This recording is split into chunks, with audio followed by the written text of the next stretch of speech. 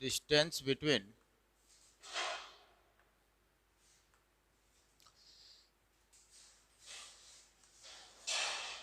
two parallel planes.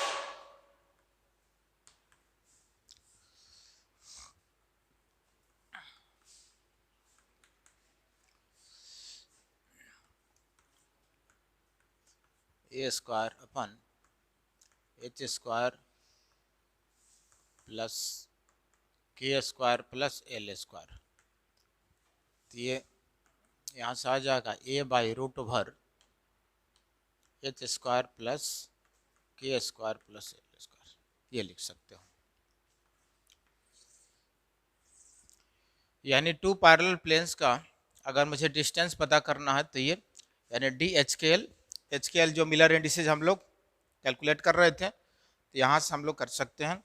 तो ए square ए क्या है यहाँ पे, लेंथ ऑफ यूनिट सेल, ठीक है, और upon H square plus k square plus l square, तो ये बाहर आ जाएगा यहाँ पे स्क्वायर रूट हटा देंगे तो ये स्क्वायर रूट में आ जाएगा, ये आ जाएगा। चल हो गया। नेक्स्ट पॉइंट हम लोग एलिमेंट्स ऑफ सिमेट्री डिस्कस कर लेते हैं।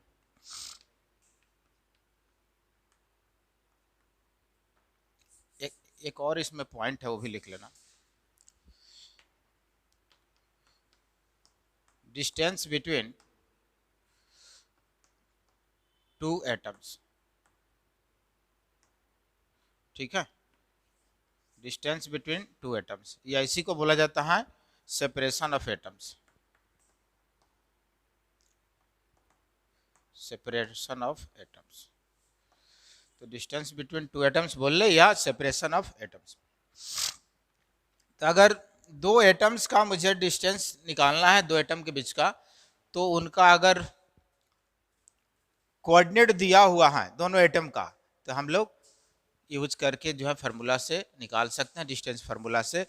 और ये कौन सा है डिस्टेंस फार्मूला, मैथ्स में भी तुम लोग पढ़ते हो, 3D में आता है।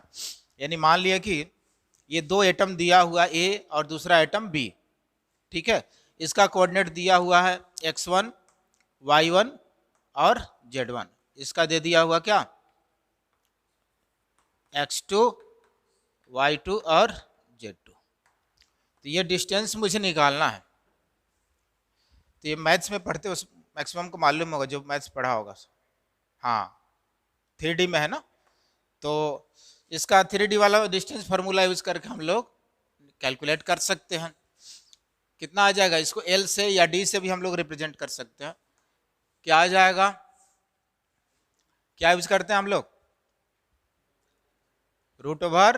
अब मान लेते हैं कि x एक्सिस के long unit length a unit है, y के लॉन्ग b यूनिट है और z के लॉन्ग c यूनिट।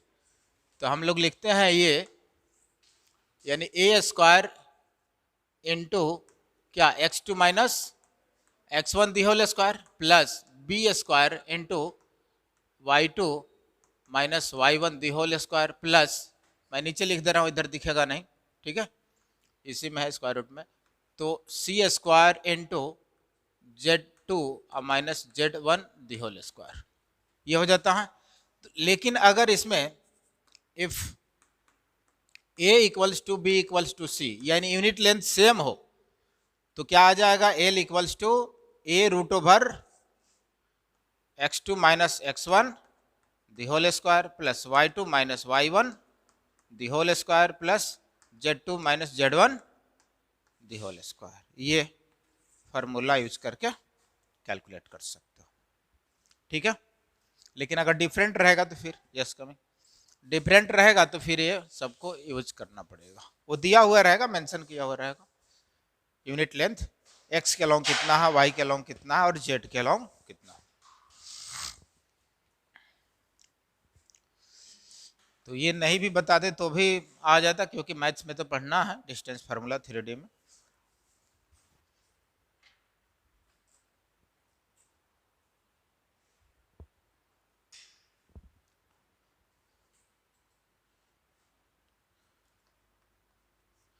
चलो अगला पॉइंट नोट करो, structural determination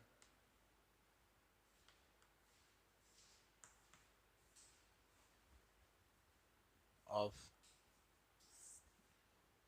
structural determination by X-rays diffraction, X-rays diffraction। ठीक है,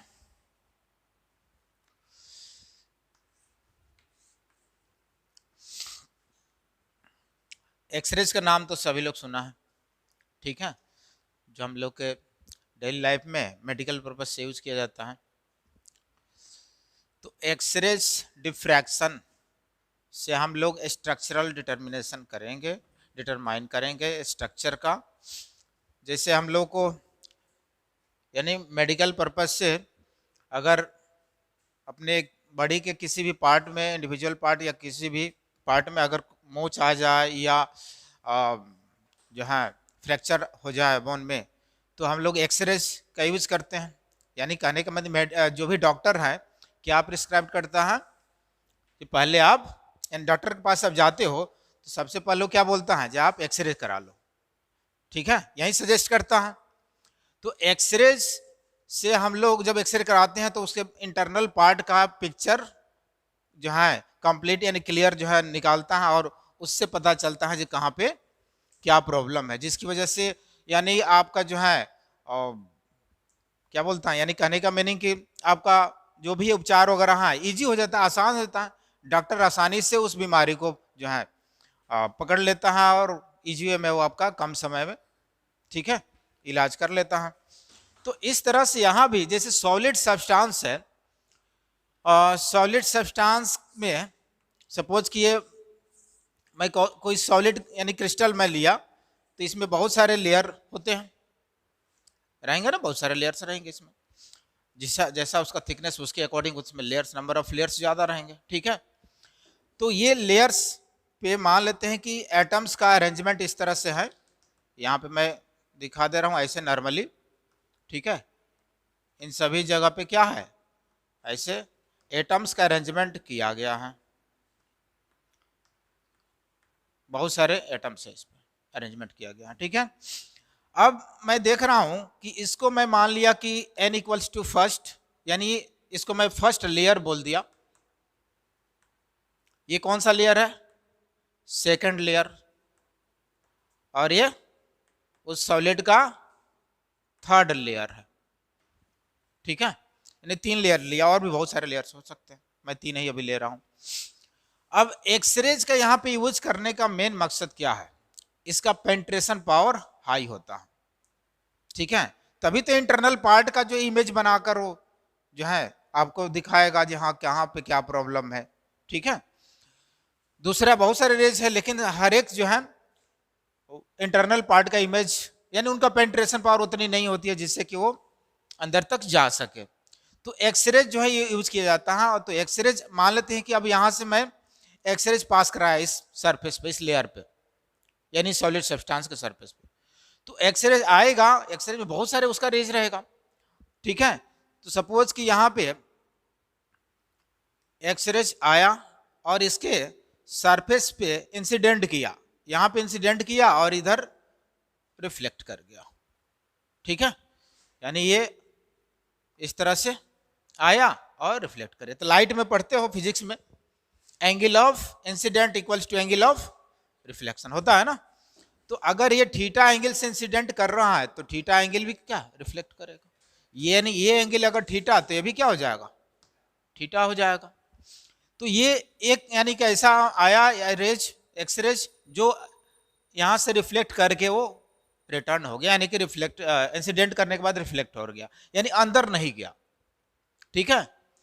फिर मैं दूसरा ले लिया, सपोज कि दूसरा आया इसी के पैरेलल आया और यहाँ पे, ठीक है, और यहां तक पैरेलल आया, और फिर यहां से क्या कर गया, ये ऐसे रिफ्लेक्ट कर गया, ऐसे रिफ्लेक्ट कर गया, यानी इस सरफेस से इस लेयर से रिफ्लेक्ट कर गया, ठीक है। इसी तरह से मान लेते तीसरा आया इस तरह से, और ये इससे रिफ्लेक्ट कर गया, थोड़ा टेढ़ा हो गया।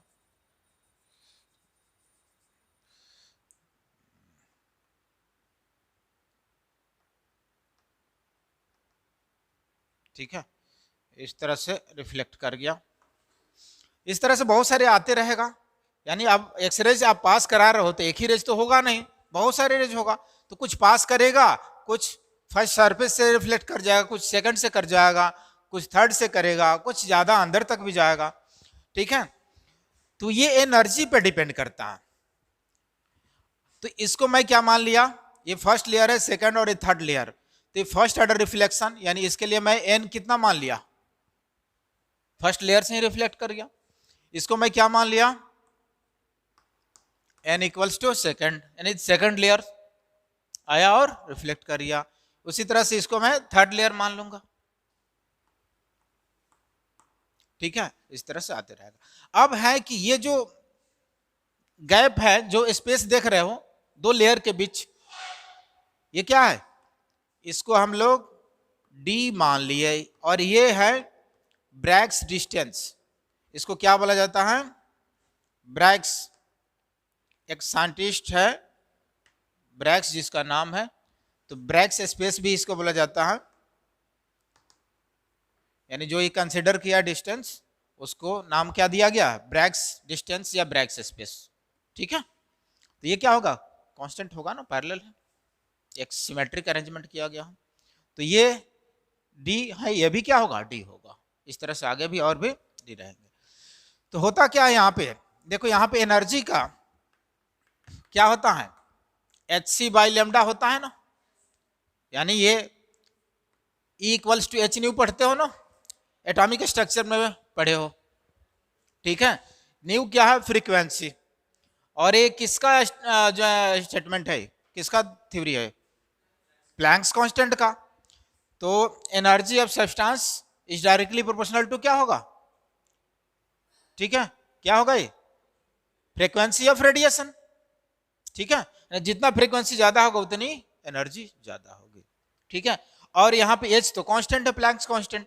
अब न्यू क्या होता है, सी बाई लेमडा, सी क्या है, स्पीड ऑफ लाइट, तो वो भी यानी पूरे क्या हो गया, कांस्टेंट, डिपेंड किस पे करेगा, लेमडा पे। ठीक है, तो एनर्जी किसकी ज्यादा होगी, एनर्जी किस कंडीशन पे हाइयर होगा, जब लेमडा कम हो।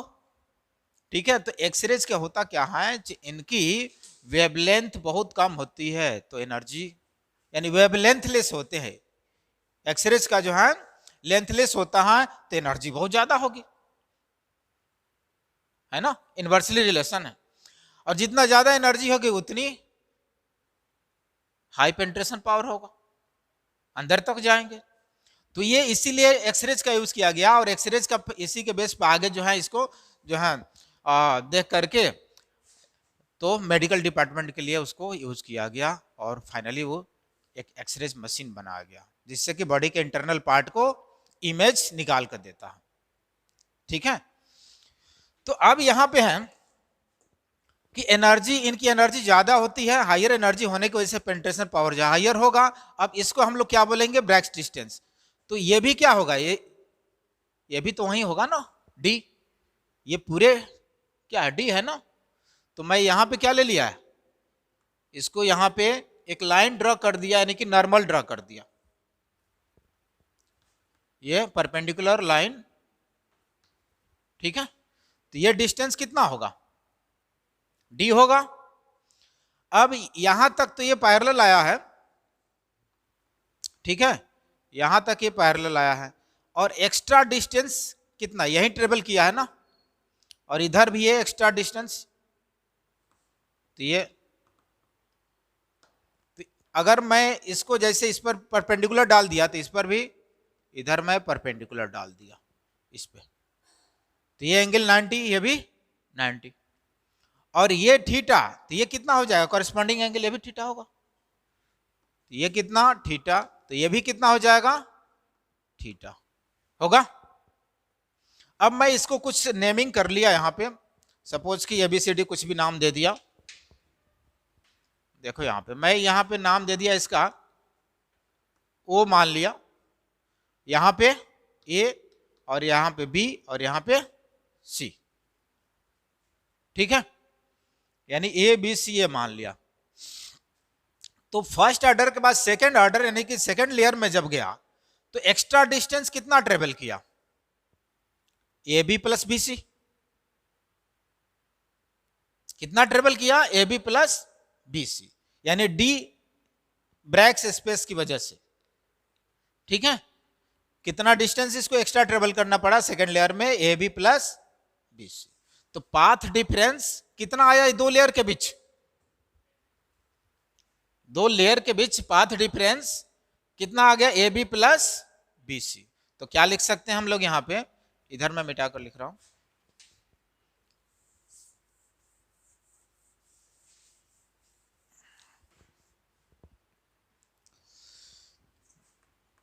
पाथ डिफरेंस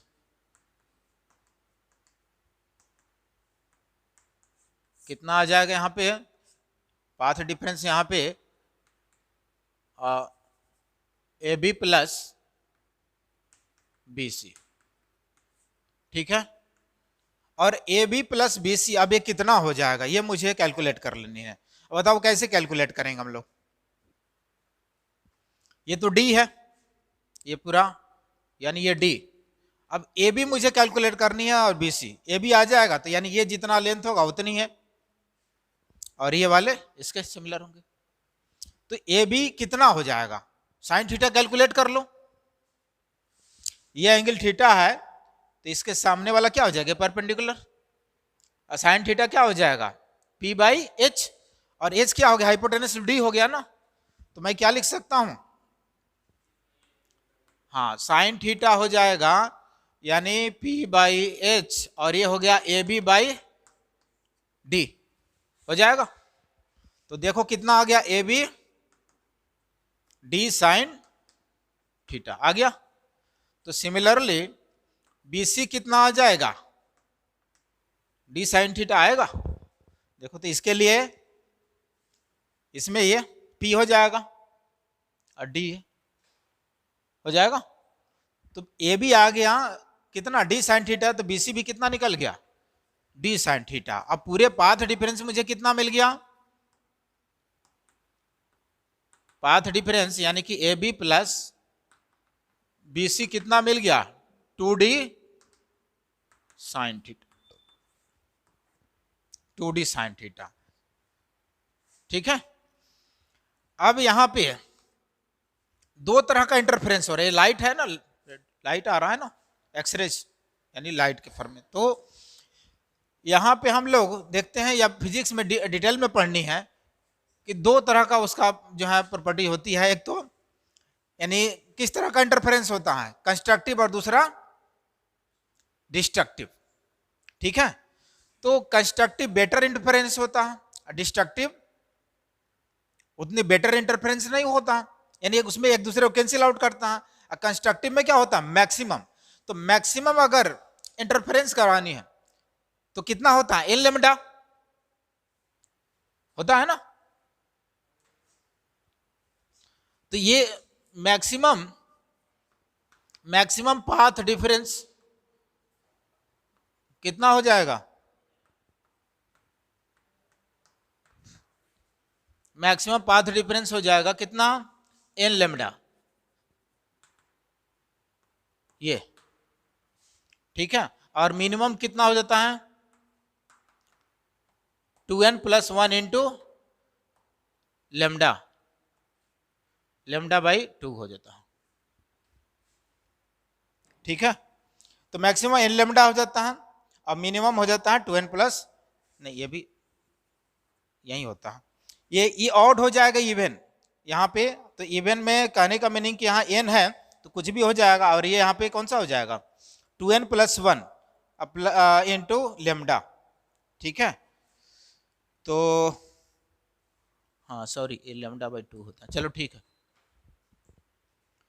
तो इसमें मैक्सिमम कितना आएगा, एन लेमडा के इक्वल, ये पाथ डिफरेंस कितना आ गया, ए बी प्लस बी सी, जो कि किसके इक्वल हो जाएगा, ये। तो हम लोग क्या लिख लेंगे यहां से कि 2d sine theta equals to कितना,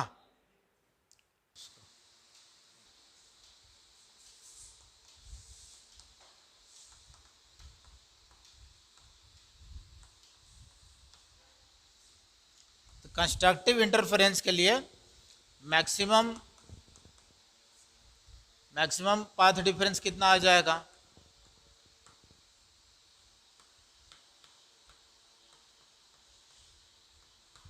एन लेमडा, ठीक है।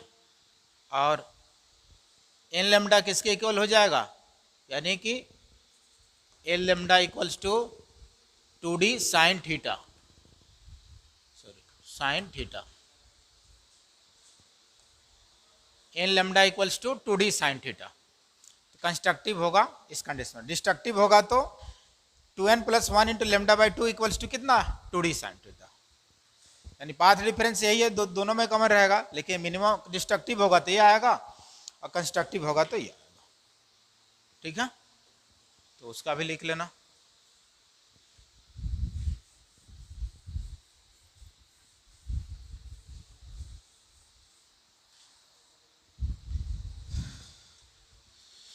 तो यहां से आ गया 2d N lambda equals to 2d sine theta.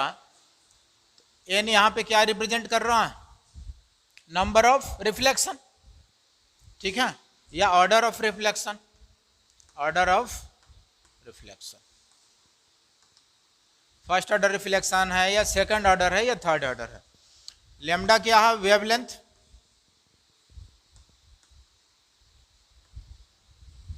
और ये वेवलेंथ किसका? एक्सरेज का है ना।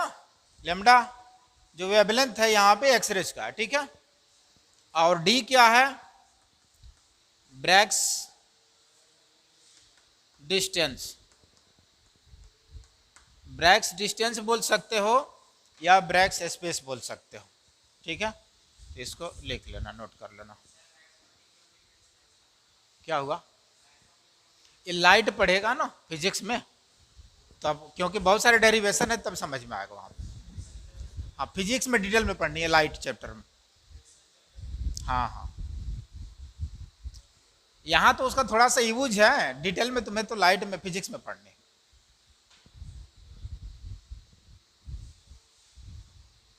ब्रैग्स इक्वेशन, ये ब्रैग्स साइंटिस्ट ने दिया था, तो इसीलिए इसका नाम पड़ गया ब्रैग्स इक्वेशन।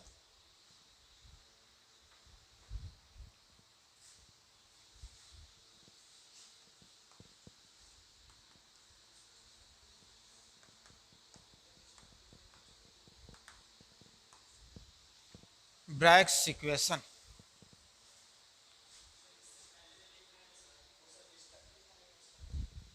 कौन सा? ये वो 2n + 1 वाला, वो डिस्ट्रक्टिव का। हाँ, मिनिमम डिस्ट्रक्टिव, मैक्सिमम कंस्ट्रक्टिव, या सबके पास तो होगा, पीडीएफ आया है ना। 100 नंबर, क्वेश्चन नंबर 100 देखो। 100 X ray diffraction studies are successful when, first में क्या दिया हुआ है? लेमडा ग्रेटर देन 2d, ठीक है। तो हम लोग मैक्सिमम क्या लिए थे? यानी कि N lambda equals to 2d sine theta, यही है ना। 2 तो कांस्टेंट है, ठीक है, डिपेंड किस पे करेगा? और n, और ये साइन थीटा, यानी d कितना है और ये लेमडा। तो यहाँ पे बोल रहा है कि मुझे किस में रिलेशन निकालना है, वो दिया हुआ ऑप्शन, ठीक है। तो lambda greater than 2d, lambda greater than equals to 2d, lambda less than equals to 2d, और lambda equals to 2d। Lambda का मैग्नीट्यूड क्या होनी चाहिए? कम होनी चाहिए, ठीक है। तो इसका मीनिंग कि इसमें से कौन सा सेटिस्फाई कर रहा है वो देख लो, उसके अकॉर्डिंग। ज़्यादा नहीं होनी चाहिए, तो ए और बी तो होगा नहीं, ए और बी होगा, ए और बी क्या मैक्सिमम दे रहा है ना वहां पे, तो वो तो होगा नहीं। सी और डी में देख लो, तो इसमें लेस देन इक्वल्स टू दे रहा है, आइए इसमें क्या दिया? एक में इक्वल टू, तो कौन सा ऑप्शन करेक्ट होगा? इक्वल टू वाला, ठीक है। हाँ, यानी लेमडा इक्वल्स टू डी। एक मिनट, क्या है? Lambda equals to less than equals to 2d है, 2d है ना लेमडा, फोर्थ में d है, नहीं होगा 2d वाला है, तो less than equals to 2d हो जाएगा, ठीक है। इक्वल्स टू वाले नहीं होगा, लेमडा ये ग्रेटर देन नहीं, इक्वल्स टू 2D। तो कौन सा हो जाएगा करेक्ट? यहां से करेक्ट कौन सा? चलो अब उसके नेक्स्ट क्वेश्चन देखो, वो भी इसी पे बेस्ड है। नेक्स्ट क्वेश्चन क्या बोल रहा है? Which of the following relation is correct for first order Bragg's diffraction. तो फर्स्ट ऑर्डर के लिए एन का मैग्नीट्यूड क्या हो गया? 1। देखो यहां फर्स्ट ऑर्डर के लिए एन का मैग्नीट्यूड 1 हो गया, तो क्या आ गया? Lambda equals to 2D sine theta. अब मुझे निकालना क्या है? Sine theta. साइन थीटा क्या हो जाएगा? लेमडा बाई 2D, यही होगा ना। अब लेमडा सब में कॉमन है या कितना है? तो साइन थीटा का रिलेशन मुझे पूछ रहा। तो फर्स्ट में दिया है 2A बाई लेमडा, सेकेंड में 2A बाई लेमडा, लेमडा है यहाँ पे, सॉरी साइन थीटा निकालना है ना, साइन थीटा यानी कि लेमडा बाई 2D। हाँ ठीक है। अब डी मुझे निकाल लेना है। अभी हम लोग डी निकाले थे, डी का अभी निकाले थे ना हम लोग, distance between two parallel planes निकाले थे। तो कितना आ जाएगा? उसके अकॉर्डिंग हम लोग डी निकाले थे ए बाई रूट ओवर यानी डी एच के एल और H square plus k square plus l square, यही आया था ना, ये आया था। अब डी का मैग्नीट्यूड यहां पे पुट कर लो, यहां पे सेटिस्फाई कराओ, देखो कौन सा सेटिस्फाई कर रहा। यहां पे डी का मैग्नीट्यूड ये रख लो, देखो कौन सा आ रहा है। नीचे 2A आ जाएगा, नीचे 2A आ जाएगा, ऊपर क्या चला जाएगा? ये square root of h square plus k square plus l square. देखो कौन सा हो गया? Lambda by 2A into h square plus k square plus l square, square root में यानी पावर क्या हो जाएगा उसका? हाफ, यानी 1/2 स्क्वायर रूट है। तो ऑप्शन कौन सा हो जाएगा?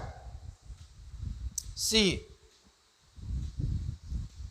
ये ब्रैग्स पे ही था बेस्ट।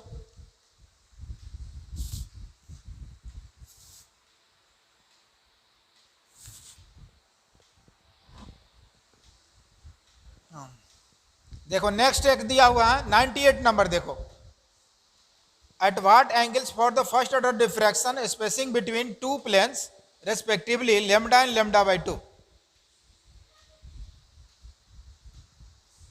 क्या पूछ रहा है? एंगल यानी साइन थीटा निकाल लो,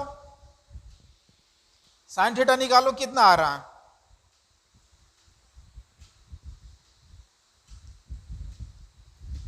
कितना आ जाएगा? यहीं से निकाल लो साइन थीटा।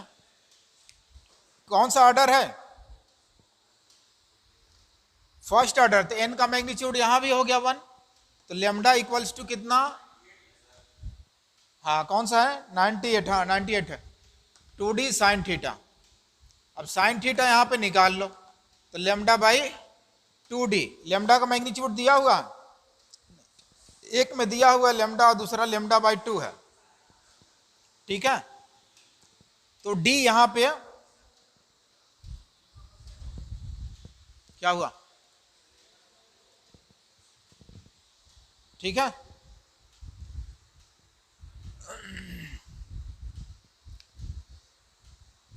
तो क्या हो जाएगा यहां पे? अब इसके अकॉर्डिंग देखो तो, और कुछ तो दिया नहीं है, तो यहां से 2 प्लेन्स का लेना होगा। चलो देखो आप,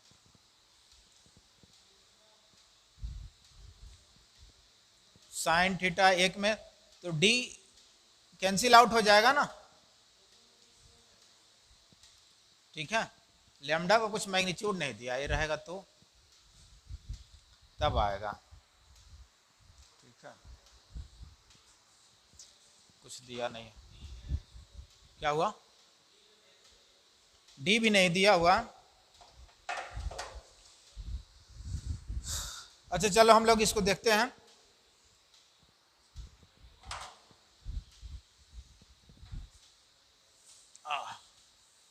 अगला पॉइंट एक लिख करके उसके बाद हम लोग इस पे आते हैं।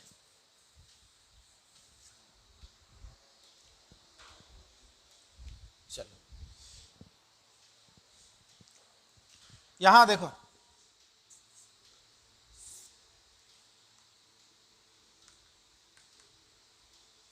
इस पॉइंट को हम लोग कंप्लीट कर ले। Elements of symmetry.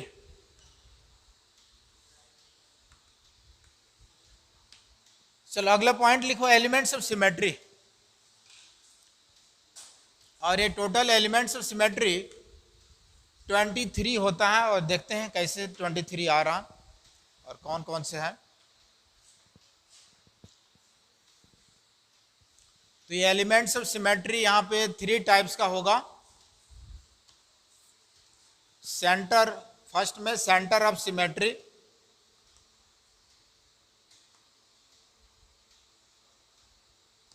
और सेकंड है प्लेन ऑफ सिमेट्री, और थर्ड में है एक्सिस ऑफ सिमेट्री।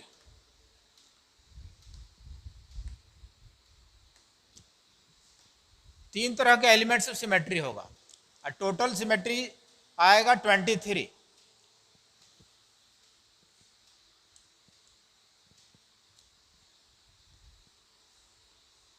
अब ये 2 तरह का होगा, ये 3 तरह का होगा, ये सिंगल ही होगा।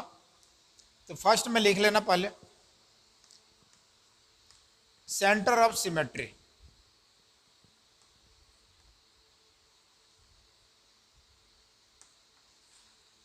सेंटर ऑफ सिमेट्री,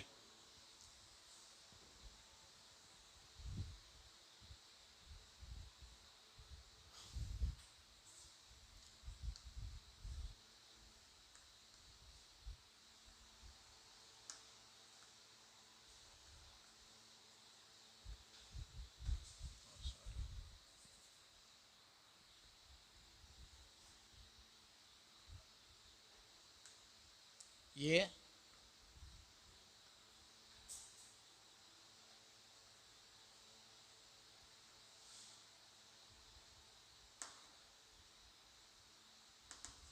लिखो, इसमें सेंटर ऑफ सिमेट्री में लिख लेना, an imaginary point, an imaginary point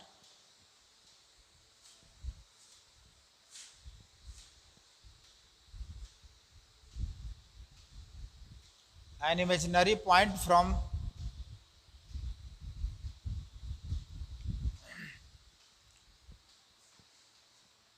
from each and every sides of an imaginary points from each and every sides are equidistant। हाँ, sides are equidistant, इस तरह से equidistant, an imaginary point from which each and every point are each and every sides are equidistant। यानी एक ऐसा imaginary point जहां से हर एक साइड का डिस्टेंस क्या हो, सिमिलर हो, इक्वल हो, आइडेंटिकल हो। उस इमेजिनरी पॉइंट को हम लोग क्या बोलेंगे, सेंटर ऑफ सिमेट्री, मतलब बॉडी का पूरा सेंटर। तो number of centre of symmetry कितना होगा इस इमेजिनरी पॉइंट से अगर देखा जाए किसी भी बॉडी के लिए, तो number of centre of symmetry, centre of symmetry, और क्या हो जाएगा यहाँ पे 1। और इसी को हम लोग सेंटर ऑफ सिमेट्री को ये भी बोल सकते हैं सेंटर ऑफ सिमेट्री और point of symmetry. Centre of symmetry equals to और point of symmetry.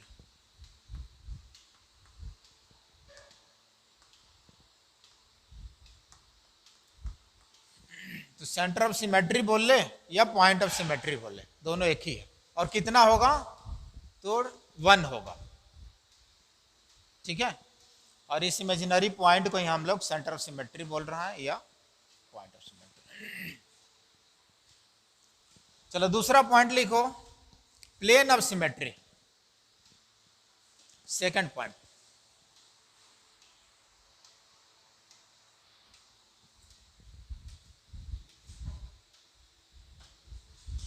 Plane of symmetry.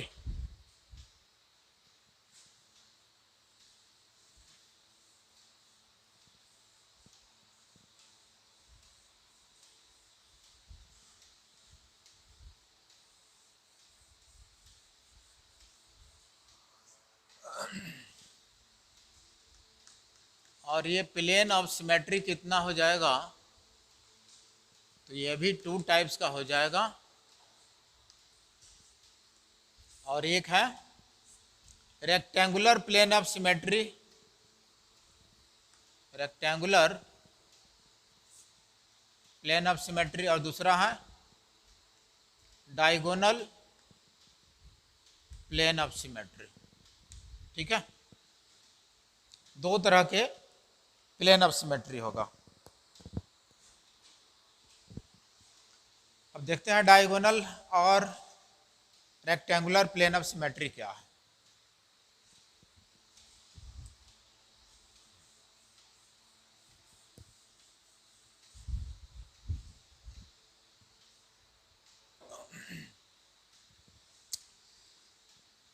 तो रेक्टेंगुलर प्लेन ऑफ सिमेट्री में सबसे पहले प्लेन ऑफ सिमेट्री में लिख लेना an imaginary plane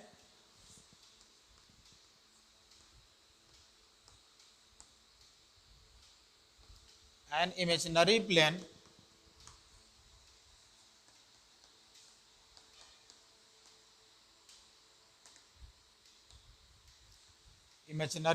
which divides an imaginary plane which divides the two equal parts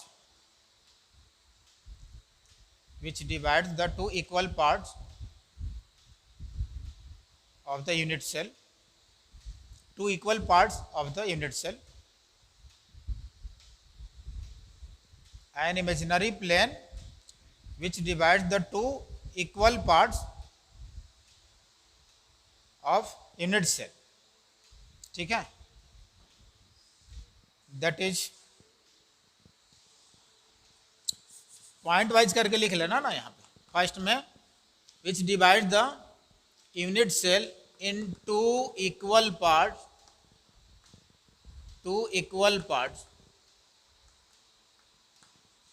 of unit cell, यानी unit cell को 2 equal part में डिवाइड कर दे, और ऐसा होनी चाहिए वो दोनों इक्वल पार्ट्स जो 1 equal part just mirror image of other equal part.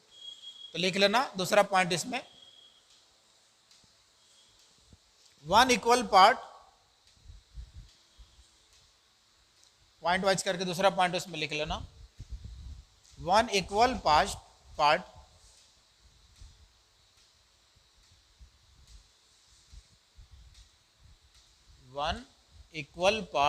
is just mirror image of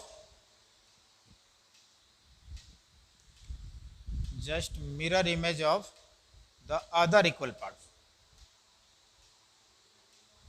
just mirror image of other equal parts।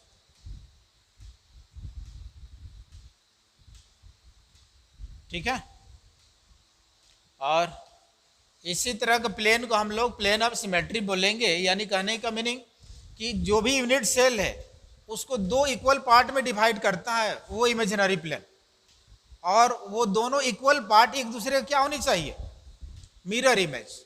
ठीक है, तभी उसको हम प्लेन ऑफ सिमेट्री बोल सकते हैं। अगर अनइक्वल है तो उसको हम लोग प्लेन ऑफ सिमेट्री नहीं बोलेंगे। तो क्या होता है इसमें, इमेजिनरी प्लेन यूनिट सेल को 2 इक्वल पार्ट में डिवाइड करता है, और जिसमें दोनों इक्वल पार्ट एक दूसरे का मिरर इमेज बनता है। ठीक है, देखते हैं हम फर्स्ट में जैसे है रेक्टेंगुलर प्लेन, इसका first point rectangular plane of symmetry. तो रेक्टेंगुलर प्लेन ऑफ सिमेट्री इसमें लिखेंगे it is equal to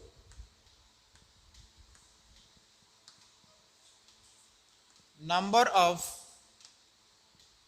faces upon 2, यानी रेक्टेंगुलर प्लेन ऑफ सिमेट्री कितना होगा, जितना फेस है उसका half, number of faces by 2। तो कितना हो गया 3।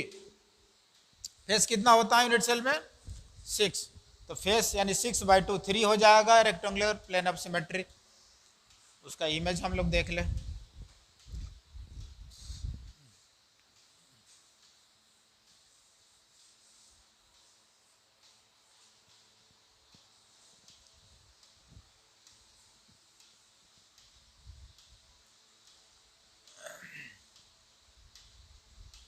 चलो यहीं पे मैं बना दे रहा हूँ।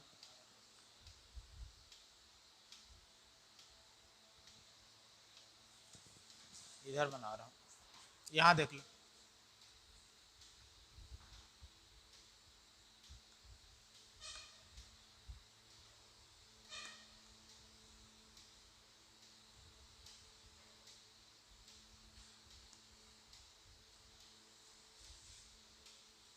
ये हो गया यूनिट सेल। अब मुझे क्या करना है, फेस के थ्रू देखना है। टोटल रेक्टेंगुलर प्लेन कितना आ रहा है 3 आ रहा है, और 3 आना चाहिए।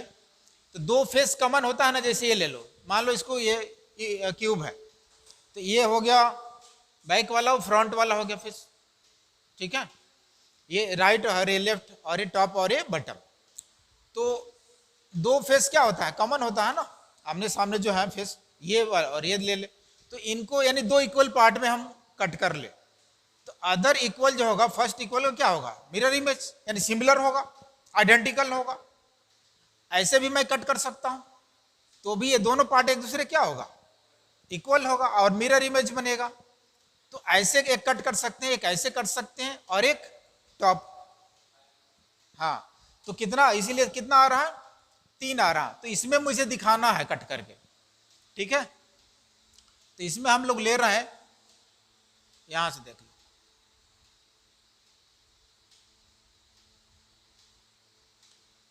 यहां से मैं कट कर लिया, फेस के थ्रू मुझे कट करना है।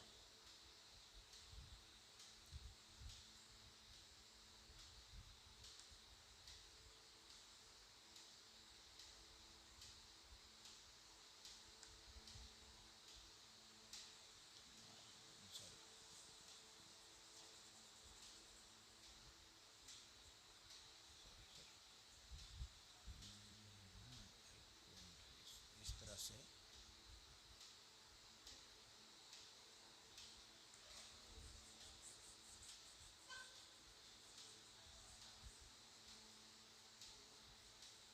देखो, तो फेस के थ्रू मैं कट कर लिया, ये हाफ इक्वल इसका इक्वल होगा, ठीक है।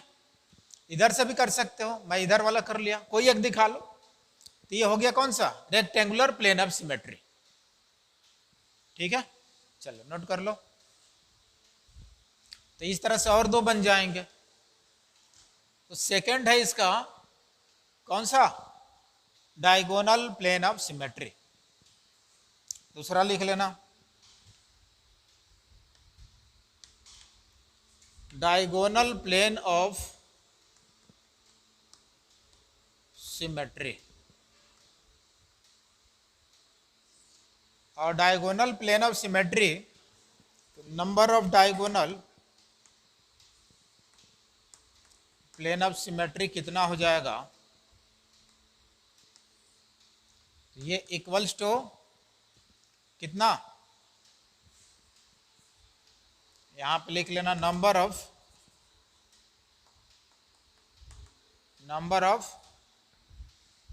एजेज अपॉन 2,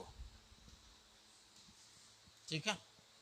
ये एज के थ्रू होगा, एज सेंटर के थ्रू। तो एज कितना होता है टोटल 12, तो कितना हो जाएगा ये 6। Diagonal plane of symmetry number of edges by 2, यानी एजेज जो है टोटल कितना एज होता है 12, तो इसलिए हो जाएगा ये 6। और 3 आ गया ये रेक्टेंगुलर, टोटल कितना हो गया प्लेन ऑफ सिमेट्री टोटल हो गया 9, और सेंटर ऑफ सिमेट्री कितना हो गया 1 उधर, तो टोटल ये कितना हो गया 10।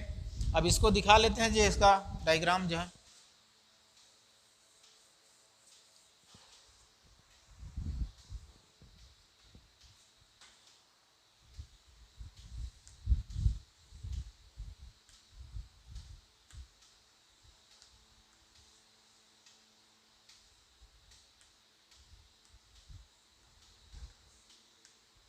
ये, ठीक है। इसमें मुझे अब एज के थ्रू दिखाना है कितना होगा, ठीक है।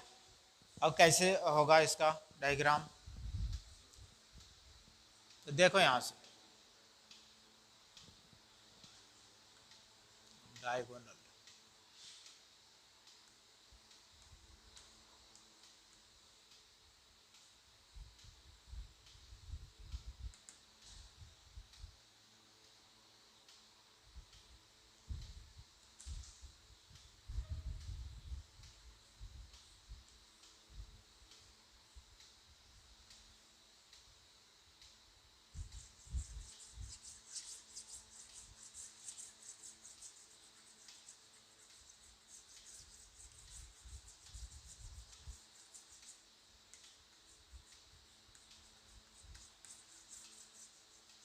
ये हो गया डायगोनल प्लेन ऑफ सिमेट्री। देखो तो डायगोनल है ना, अपोजिट डायगोनल, ठीक है।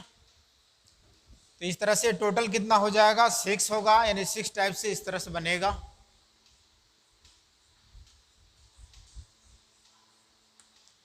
छह डायगोनल बनेगा इस तरह से, हाँ 6 डायगोनल बनेगा। Diagonal plane of symmetry, plane के थ्रू, प्लेन भी देखना है, ठीक है, डायगोनल भी देखना है, साथ साथ जो है प्लेन के थ्रू कितने जो है इक्वल पार्ट में कट करेगा वो भी देखना है।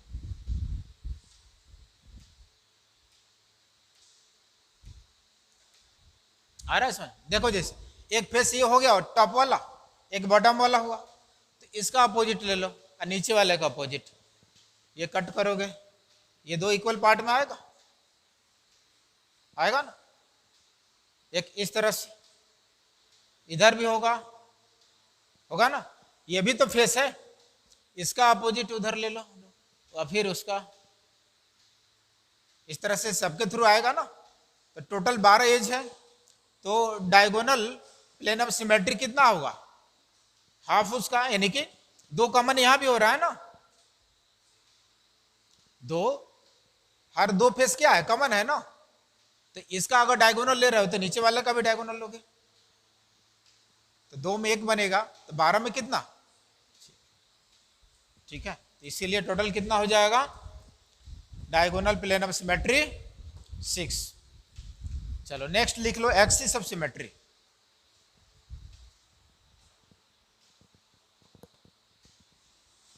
एक्सिस ऑफ सिमेट्री,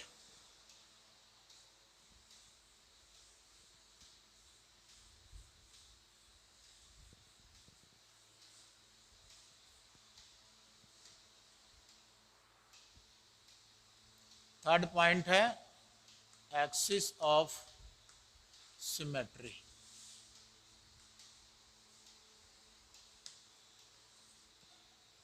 अभी एक्सिस ऑफ सिमेट्री भी 3 टाइप्स का हो जाएगा, यानी फर्स्ट में 4 फोल्ड एक्सिस ऑफ सिमेट्री,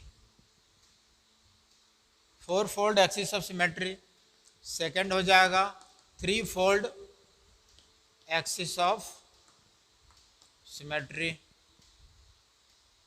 और थर्ड हो जाएगा 2 फोल्ड एक्सिस ऑफ सिमेट्री, ठीक है। तो 3 टाइप्स का एक्सिस ऑफ सिमेट्री होगा। तो लिख लो एक पॉइंट में एक्सिस ऑफ सिमेट्री का डेफिनेशन।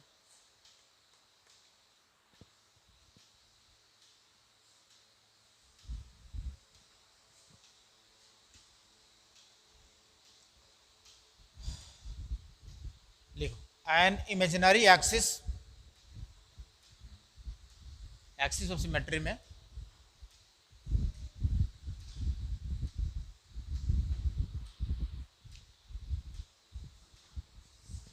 हो गया, लिखो an imaginary axis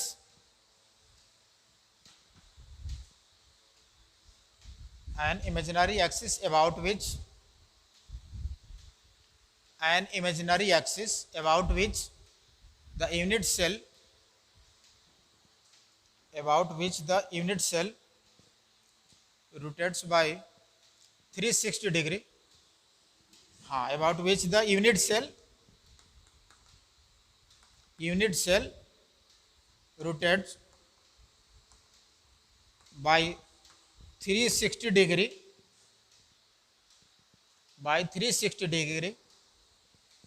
and same appearance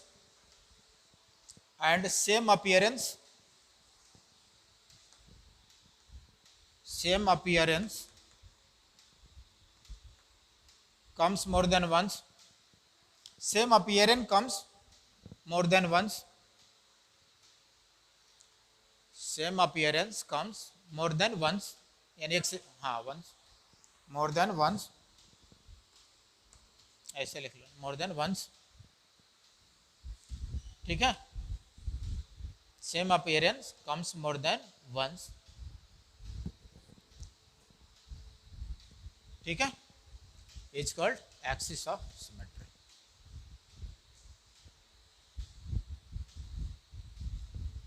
तो एक्सिस ऑफ सिमेट्री के लिए यूनिट सेल में हम लोग एक इमेजिनरी एक्सिस जो है कंसीडर करते हैं, यानी एक एक्सिस कंसीडर करते हैं जिसको हम इमेजिनरी एक्सिस बोल रहे हैं, और उस एक्सिस के अराउंड कोई यूनिट सेल क्या करता है, रोटेशन करता है 360 डिग्री पे, और वो रोटेशन की वजह से जो है डिफरेंट क्या आता है, यानी डिफरेंट एंगल के थ्रू रोटेशन करता है, तो वो सेम अपीयरेंस, यानी एक बार से ज्यादा अपीयरेंस जो है वो शो करता है सेम, ठीक है.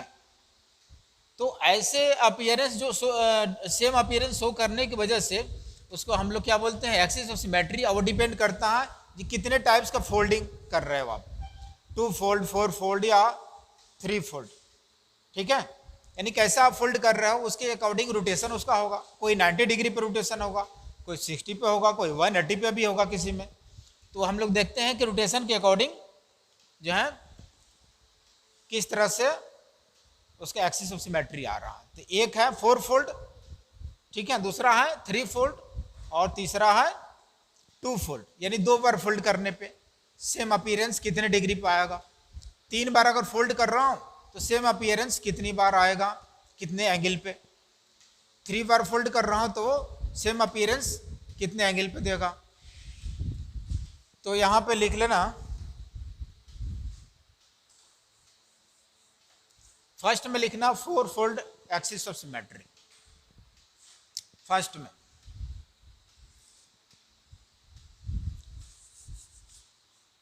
फर्स्ट पॉइंट है 4 फोल्ड एक्सिस ऑफ सिमेट्री.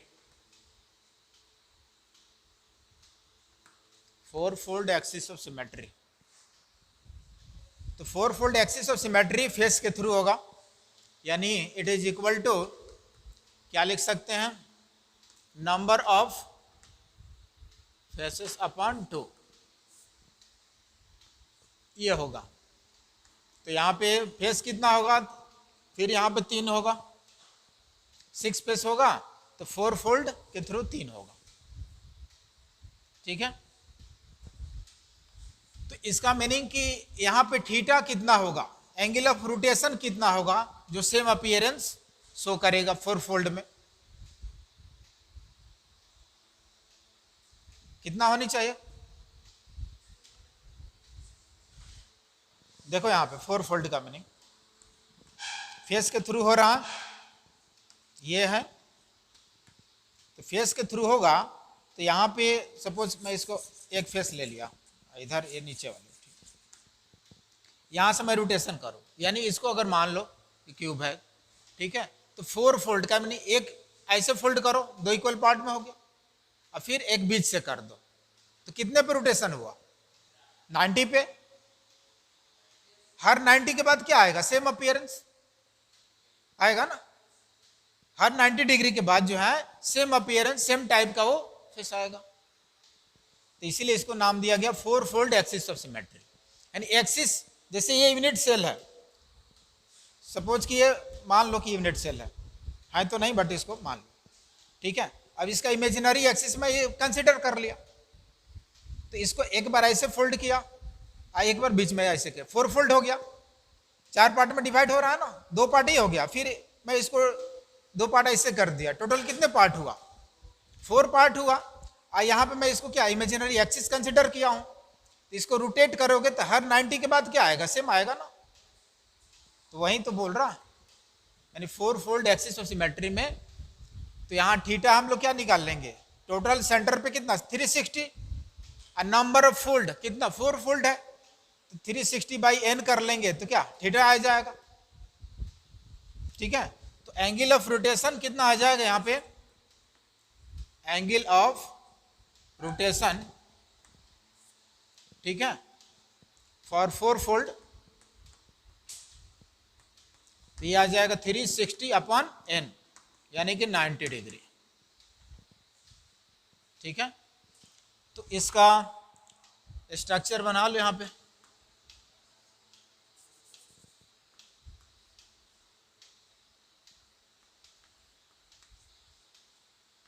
ये तो 4 फोल्ड एक्सिस ऑफ सिमेट्री हो जाएगा, ये फेस के थ्रू होगा।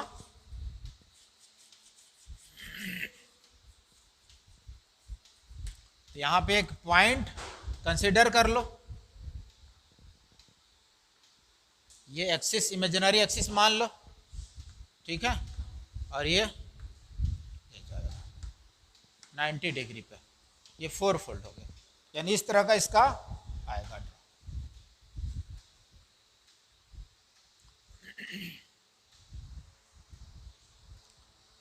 अब 3 fold axis of symmetry, 4 fold में कितना आया 3, तो 3 फोल्ड में देख लेते हैं।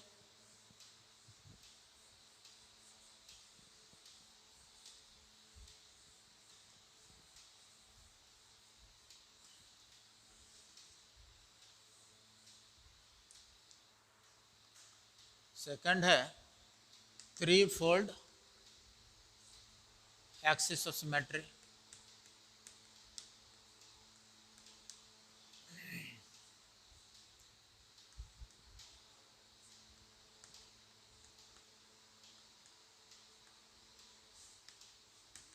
it is equal to number of corners upon 2। ये कॉर्नर्स के थ्रू होता है 3 फोल्ड, कॉर्नर्स टोटल कितने 8, तो कितना हो जाएगा ये 4। ठीक है, यानी जैसे वो कॉर्नर ले लो, ये कॉर्नर ले लो, इसके अकॉर्डिंग रोटेशन कराओगे, ये इसके अकॉर्डिंग जो एक्सिस मानोगे इमेजिनरी एक्सिस, उसके अराउंड रोटेशन कराओ, तो एंगल इसमें कितना आ जाएगा, थीटा इक्वल्स टू 360/3, तो 120 डिग्री, 120 डिग्री पे रोटेशन होगा। हर एक 120 के बाद क्या आ जाएगा, सेम अपीयरेंस, एक ही तरह का आएगा इमेज। ठीक है,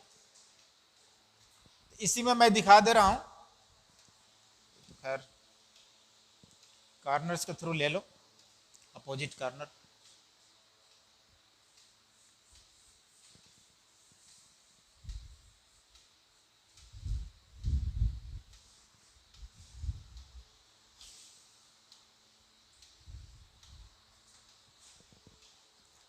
यहां पे दिखा दे रहा हूं।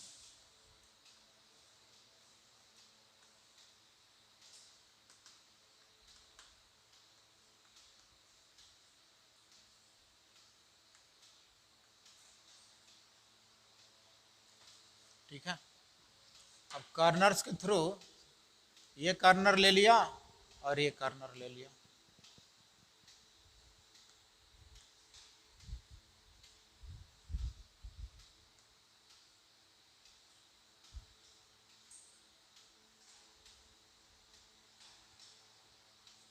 ठीक है, ये रोटेशन 120 डिग्री पे सेम अपीयरेंस आएगा, ऐसे होगा।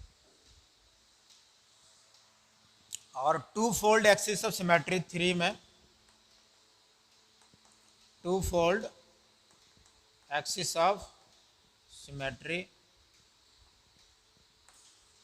यहाँ पे थीटा कितना आ जाएगा 180 डिग्री, ठीक है, 360/2 हो जाएगा, 2 हो जाएगा, तो यहाँ 180। और इसमें कितना आ जाएगा, number of two fold axis of symmetry, ये equals to number of edges upon 2, तो ये हो जाएगा टोटल कितना, 6। तो ये एज सेंटर के थ्रू होगा। इसी में मैं अब दिखा दे रहा हूँ कि ये एज है, ये सभी एज हैं, तो इसका एज सेंटर मैं ले लिया यहाँ पे, इसका ये एज सेंटर ले लिया, ठीक है। अब इसको मिला दो,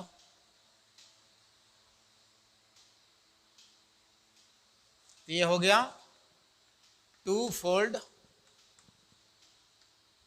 एक्सिस ऑफ सिमेट्री, और ये है कौन सा, 3 फोल्ड वाले है।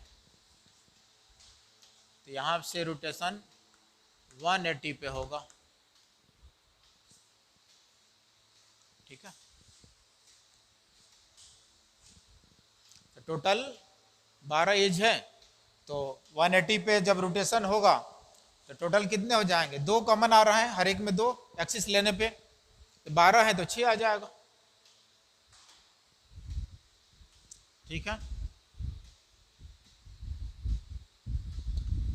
तो टोटल कितना हो गया, एक्सिस ऑफ सिमेट्री यानी कि 4 फोल्ड में कितना आया था, 3 फोल्ड में कितना आ गया, 4, और 2 फोल्ड में 6, तो इधर कितना हो गया टोटल कितना हो गया, इधर 6 या 3 9 और 4 13 हो गया एक्सिस ऑफ सिमेट्री, और 9 हो गया प्लेन ऑफ सिमेट्री, और 1 हो गया सेंटर ऑफ सिमेट्री। टोटल कितना हो गया, 23 होना चाहिए था, उधर लिखे थे शुरू में। तो टोटल एलिमेंट्स ऑफ सिमेट्री आ जाएगा 23,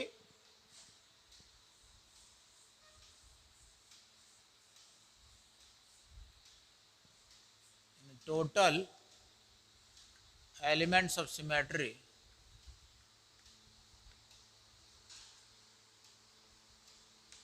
ये हो जाएगा plane of symmetry plus axis of symmetry plus, और कौन सा है, सेंटर ऑफ सिमेट्री। और प्लेन ऑफ सिमेट्री में टोटल 9 आ रहा, एक्सिस ऑफ सिमेट्री में टोटल 13 आ रहा, और सेंटर ऑफ सिमेट्री में 1, 23।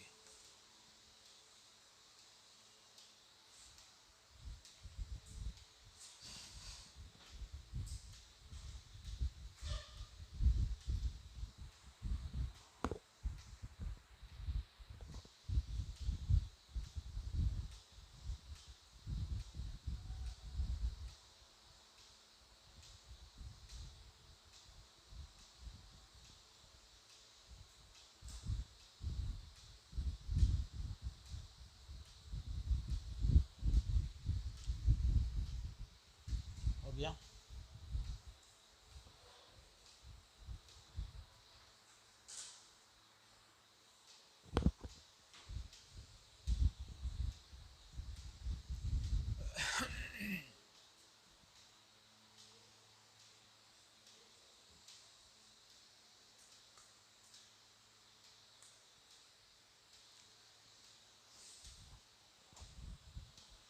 चलो अगला पॉइंट नोट कर लो, ये हो गया।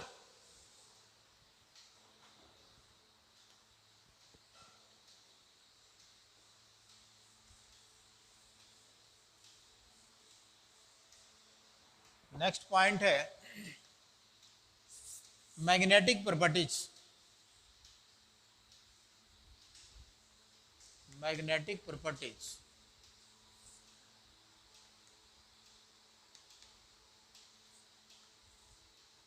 Of solids. सॉलिड की मैग्नेटिक बिहेवियर कितने टाइप्स के होंगे वो देखना।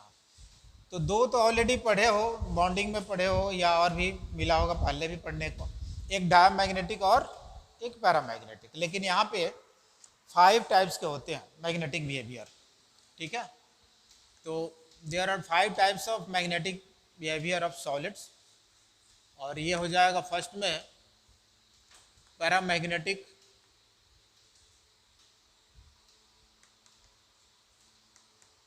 सेकंड हो जाएगा diamagnetic,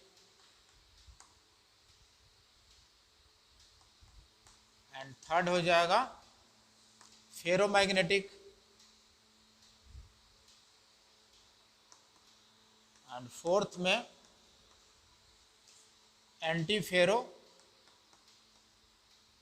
antiferromagnetic, and fifth number में हो जाएगा फेरी मैग्नेटिक। ठीक है, ये 5 टाइप्स का मैग्नेटिक बिहेवियर होता है।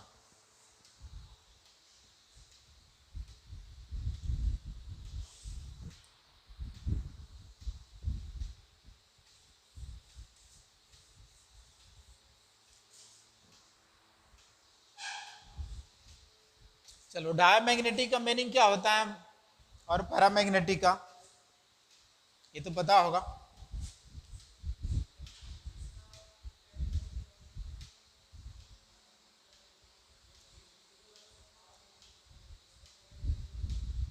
अनपेयर्ड जीरो हो तो paramagnetic.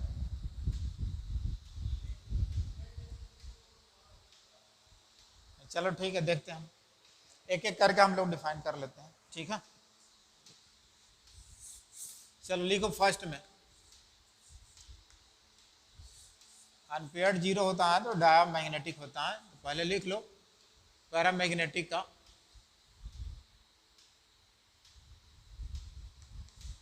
Paramagnetic solids,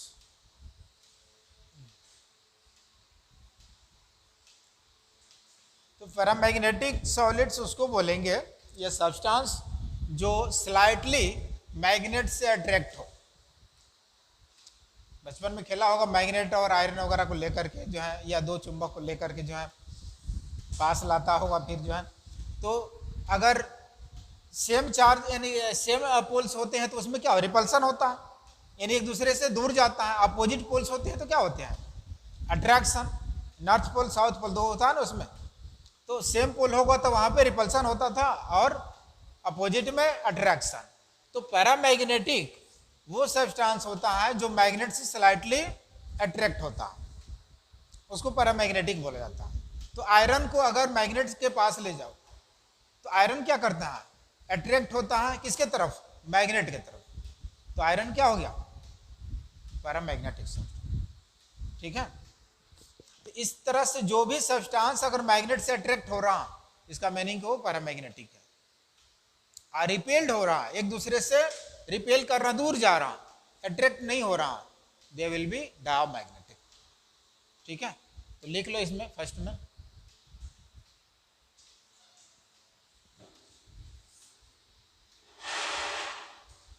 substance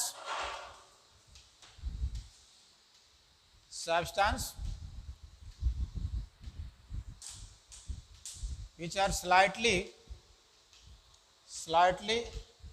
attracted by a magnet,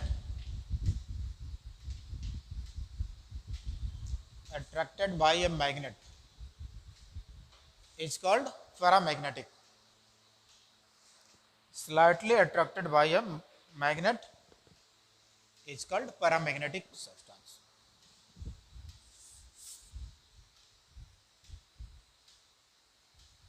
ठीक है, तो पैरामैग्नेटिक मैग्नेट से स्लाइटली अट्रैक्ट होगा। और इसमें एक पॉइंट लिख लेना कि ऐसे सब्सटेंस में अनपेयर्ड इलेक्ट्रॉन्स होते हैं। ठीक है, तो लिख लेना at least one unpaired electron is present, यानी कम से कम एक अनपेयर्ड इलेक्ट्रॉन क्या होगा, अवेलेबल होगा उस सब्सटेंस में, तो उसको हम लोग पैरामैग्नेटिक बोलेंगे। जैसे आयरन है, क्या है आयरन, पैरामैग्नेटिक सब्सटेंस। ठीक है, तो इसमें आयरन हो जाएगा, निकेल हो जाएगा, ये सब पैरामैग्नेटिक सब्सटेंस है। देखो इनके पास अनपेयर्ड इलेक्ट्रॉन है। आयरन के पास कितना होता है electronic configuration? 4s2 3d 8, sorry 6, 8 नहीं 6 होगा, 4s2 3d 6। अब देखो तो कितने अनपेयर्ड इलेक्ट्रॉन है? 4, ठीक है, 4 अनपेयर्ड इलेक्ट्रॉन है आयरन में।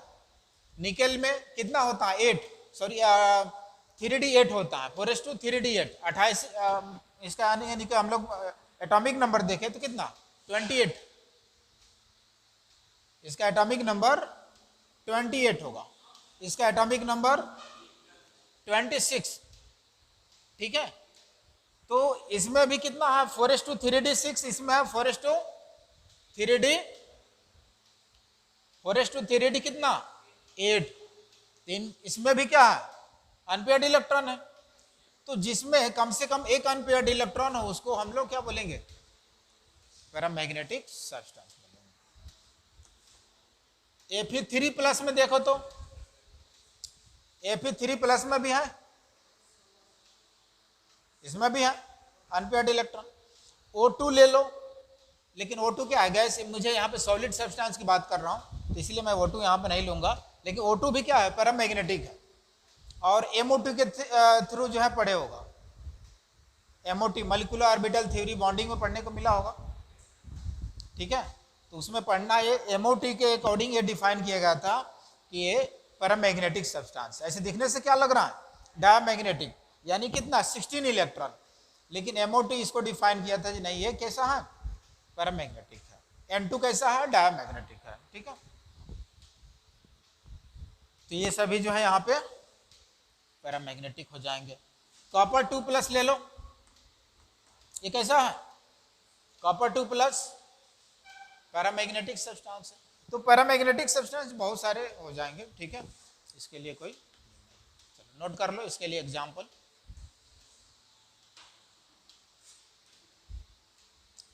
तो जिसमें कम से कम एक अनपेयर्ड इलेक्ट्रॉन हो, दे विल बी पैरामैग्नेटिक। तो ऐसे सब्सटेंस स्लाइटली मैग्नेट से अट्रैक्ट होते हैं। अब नेक्स्ट लिख लो, डायमैग्नेटिक। सेकंड है डायमैग्नेटिक।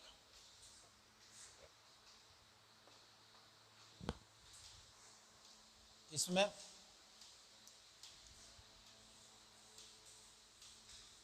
डायमैग्नेटिक में लिख लेना,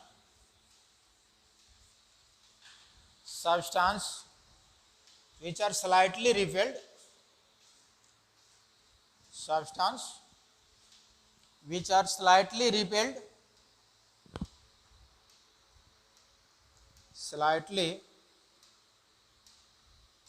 by a magnet, हाँ, which are slightly repelled by a magnet, उसमें अट्रैक्ट कर रहा था, इसमें क्या होगा? रिपल्सन होगा। तो which are slightly repelled by a magnet is called diamagnetic substance. Diamagnetic substance. और इसके लिए डायमैग्नेटिक सॉलिड्स के लिए एग्जांपल जैसे हैं कि यहाँ पे लिख लेना, V2O5 है, ये सॉलिड फॉर्म में होता है, डायमैग्नेटिक सब्सटेंस होगा, सॉलिड फॉर्म, ठीक है। V2O5 सॉलिड है। ये टिटेनियम, ये हो जाएगा O2, TiO2 टिटेनियम ऑक्साइड, यह भी सॉलिड, यह डायमैग्नेटिक होगा। बेंजीन लिख लेना, बेंजीन डायमैग्नेटिक है, C6, ये बेंजीन डायमैग्नेटिक हो जाएगा। सॉल्ट लाइक जो कंपाउंड है, जैसे यहाँ पे NaCl है, KCl है, ये सब क्या होगा? डायमैग्नेटिक हो जाएगा, ठीक है। तो ये मैग्नेट से रिपेल्ड होगा, स्लाइटली जो है उसको यानी कि धक्का देगा, अपने से दूर उसको धक्का देगा, ठीक है। तो ऐसे सब्सटेंस जो होंगे उसको डायमैग्नेटिक सब्सटेंस बोला जाएगा। यानी इसमें अनपेयर्ड इलेक्ट्रॉन कितना होगा? 0, लिख लेना इसमें, अनपेयर्ड इलेक्ट्रॉन 0। यानी कि no unpaired electron in diamagnetic.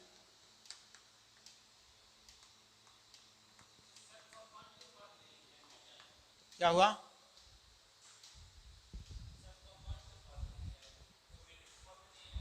है ना, इधर है ना डायमैग्नेटिक के लिए, वो आएगा तो अपना निकाल लेना, अनपेयर्ड इलेक्ट्रॉन निकाल करके चेक कर लेना अनपेयर्ड, ये अगर जीरो है तो डायमैग्नेटिक बहुत सारे सब्सटेंस है।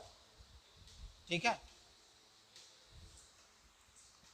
चलो अगला लिखो फेरोमैग्नेटिक। थर्ड पॉइंट है फेरोमैग्नेटिक।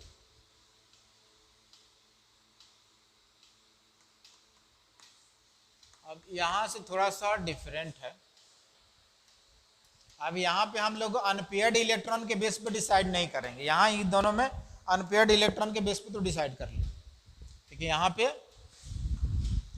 अब ये भी पैरामैग्नेटिक का ही पार्ट है, फेरोमैग्नेटिक जो है पैरामैग्नेटिक का ही पार्ट है, इसमें भी अनपेयर्ड इलेक्ट्रॉन होंगे, लेकिन ये है कि मैग्नेट से स्ट्रांगली अट्रैक्ट होगा। ये क्या था पैरामैग्नेटिक? स्लाइटली, और ये क्या होगा? स्ट्रांगली अट्रैक्ट होगा। तो लिख लेना strongly attracted by magnet, it is strongly attracted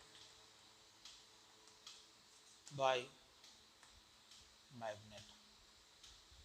ठीक है, तो मैग्नेट से स्ट्रांगली अट्रैक्ट होगा और ऐसे सब्सटेंस को हम लोग फेरोमैग्नेटिक बोलेंगे।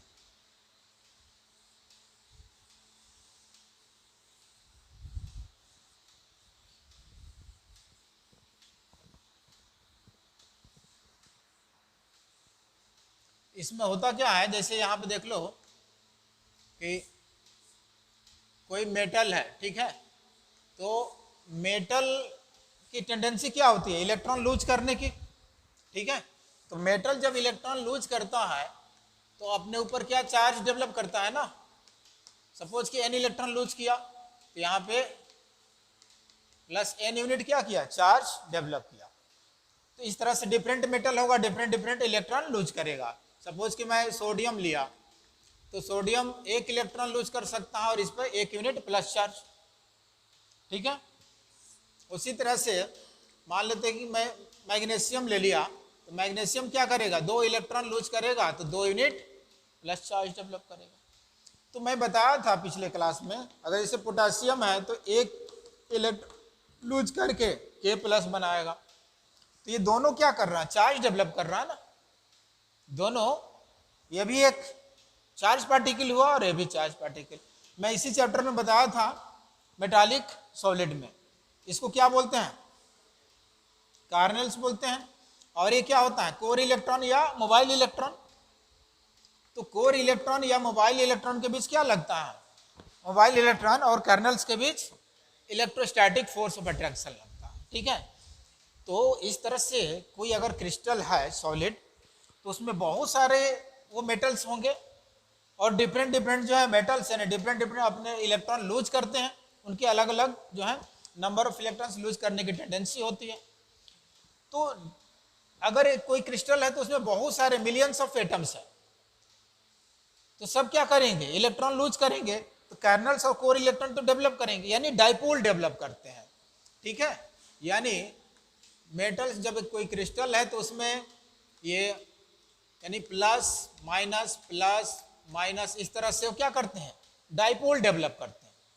ठीक है, तो अगर इनका हम दिखा दें इस तरह से, ये प्लस माइनस है इस तरह का, ये प्लस माइनस प्लस या माइनस प्लस कुछ भी हो, मतलब रैंडमली क्या है? अरेंजमेंट है इस तरह का, कोई फिक्स नहीं है जो उसका क्या प्रॉपर ही है होगा या ऐसे है, रैंडमली कुछ भी है इस तरह से, लेकिन प्लस माइनस है। ठीक है, तो इस तरह से अरेंजमेंट यानी कि डाइपोल डेवलप करता है। डाइपोल के बीच क्या होगा? अट्रैक्शन होगा ना।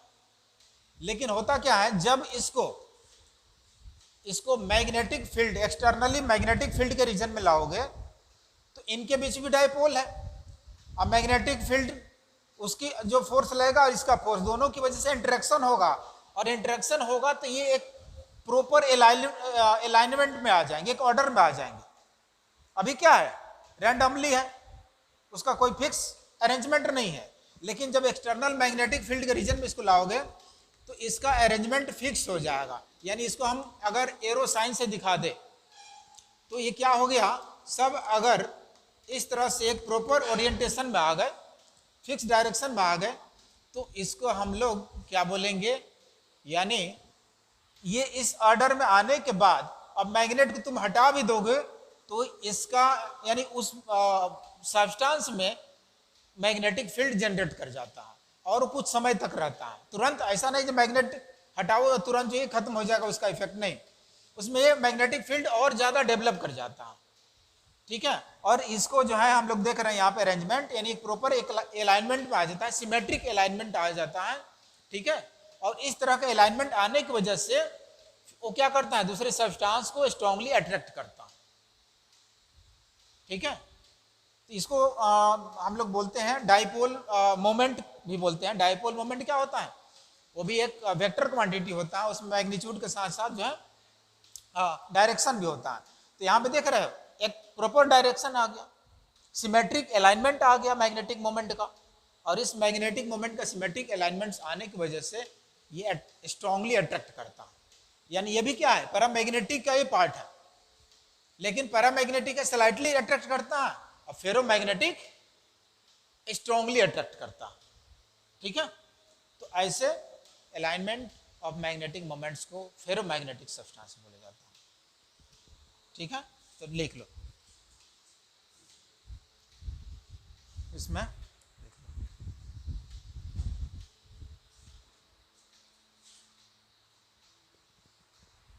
हो गया। इसमें एक पॉइंट लिख लेना, इट्स सेल्फ, इसी में आगे एक पॉइंट लिख लेना, it's self behave like a magnet, it's self behave like a magnet after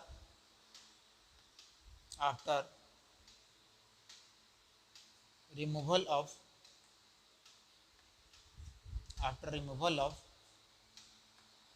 external magnetic field।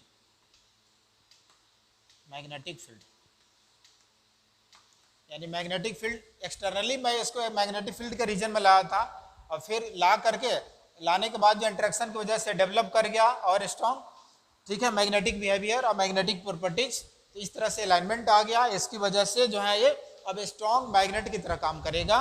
ठीक है, मैग्नेटिक फील्ड को रिमूव करने के बाद भी। ठीक है, तो ये स्ट्रॉन्ग अट्रैक्ट करेगा, इसीलिए इसको फेरोमैग्नेटिक बोला जाता है।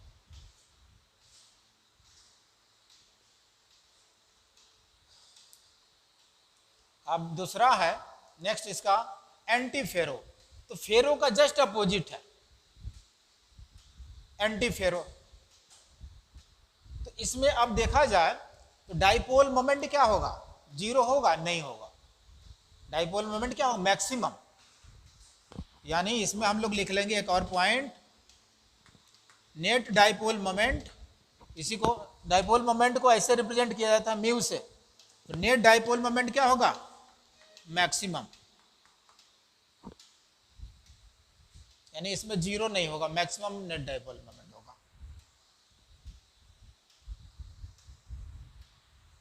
और मैग्नेटिक मोमेंट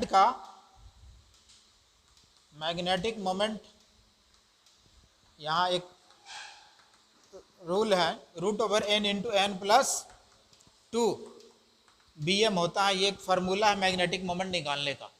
और एन क्या है यहाँ पे, number of unpaired electron, number of unpaired electron.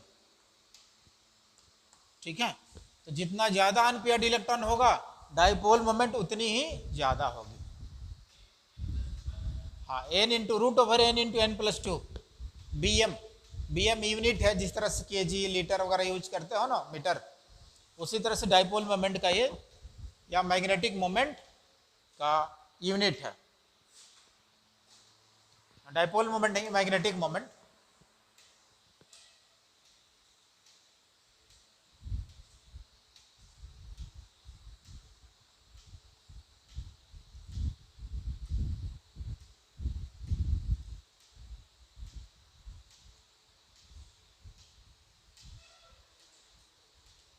अगला लिख लो फेरो मैग्नेटिक, सॉरी एंटी फेरो, फेरो था ये, एंटी फेरो लिख लो।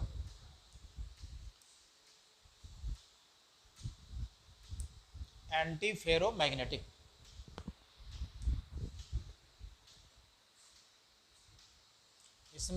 इसमें एंटी लगा दो, खैर मैं तो लगा दूंगा, तुम लोग को अलग से लिखना पड़ेगा। Anti ferro, antiferromagnetic. Ferromagnetic में क्या था, स्ट्रांगली अट्रैक्ट कर रहा था, अब यहाँ पे क्या होगा, strongly, it is strongly repelled by a magnet, strongly repelled by, लिख लो यहाँ, स्ट्रांगली रिपेल्ड होगा। Net dipole moment, net dipole moment कितना हो जाएगा, 0, ठीक है। यहाँ पे नेट मैग्नेटिक मोमेंट यानी कि डाइपोल मोमेंट 0 हो जाएगा, यानी एक दूसरे को कैंसिल आउट करेगा। जैसे यहाँ सिमेट्रिक था ना, अब यहाँ पे क्या हो जाएगा कि इस तरह से सपोज किए एक ऊपर जा रहा है तो एक नीचे, ठीक है, फिर एक ऊपर नीचे, इस तरह का मैग्नेटिक मोमेंट का अलाइनमेंट होगा। तो एक दूसरे क्या कर रहा है, कंप्लीटली कैंसिल आउट कर रहा, इसीलिए यहाँ पे होगा। और ये डाइपोल का अरेंजमेंट जब मैग्नेटिक फील्ड के रीजन में लाने पे होगा क्या कि ये तो फोर्स लगाएगा ही, और जो मैग्नेटिक फील्ड हम जब जिस फील्ड में हम लाएंगे इसको रखेंगे तो वो भी फोर्स लगेगा, मैग्नेटिक फोर्स, और उस फोर्स की वजह से यानी ये फोर्स और वो फोर्स एक दूसरे को काउंटर करेगा। मान लेते कि मैग्नेटिक फोर्स इस डायरेक्शन में लग रहा और ये इसका जो डाइपोल है इस डायरेक्शन में, तो एक दूसरे क्या किया, कैंसिल आउट, तो एक दूसरे को स्ट्रांगली ये कैंसिल आउट करता है। इस तरह का अलाइनमेंट आता है मैग्नेटिक मोमेंट का, और इसीलिए इसको क्या बोला जाता है, एंटी फेरो। और इस केस में नेट डाइपोल मोमेंट क्या होगा, ऑलवेज 0 होगा, क्योंकि एक दूसरे को कंप्लीटली कैंसिल आउट कर रहा है।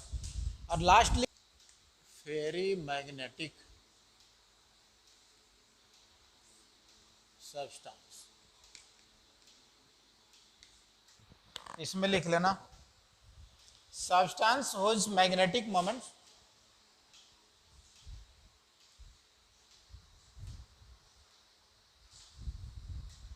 substance which magnetic moments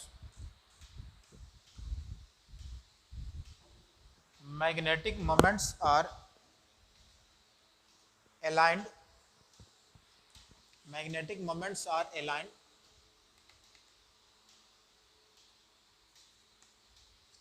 in